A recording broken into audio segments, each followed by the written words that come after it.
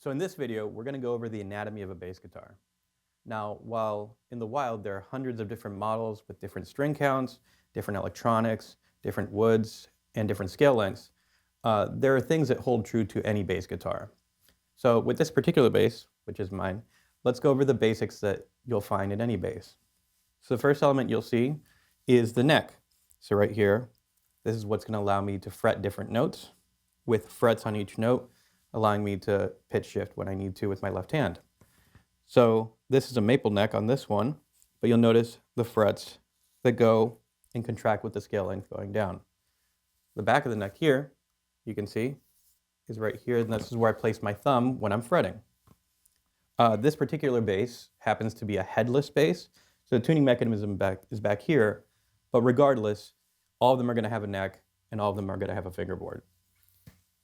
Now, the heart of any electric instrument, as we know, are the electronics. This one has two single coil pickups that are right here. Now, many of you are familiar with P basses and jazz basses. This one right here captures the sound of when I'm playing on the instrument.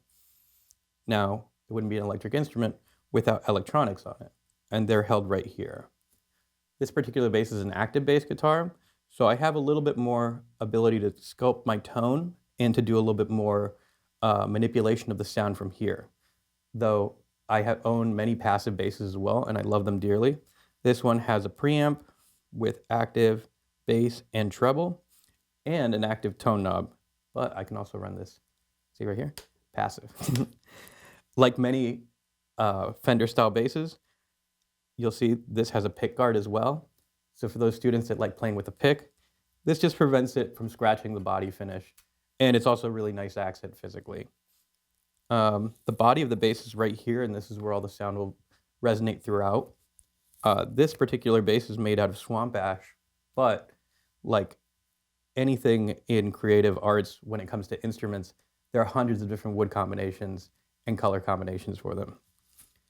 Here are the strings.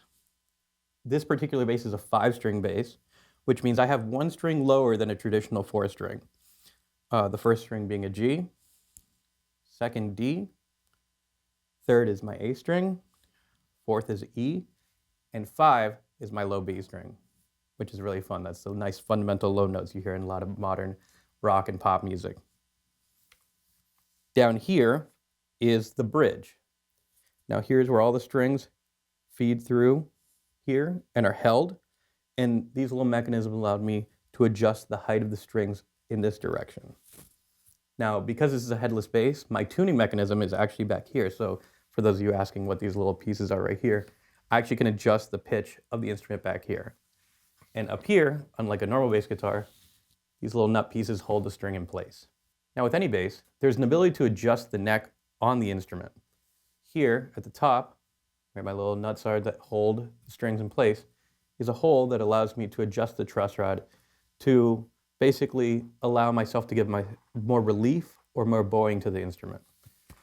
So all in all, this is the anatomy of a bass. You're going to be able to play a lot of awesome music with it, and no matter what you're holding, there's a lot of awesome opportunities to make great tunes.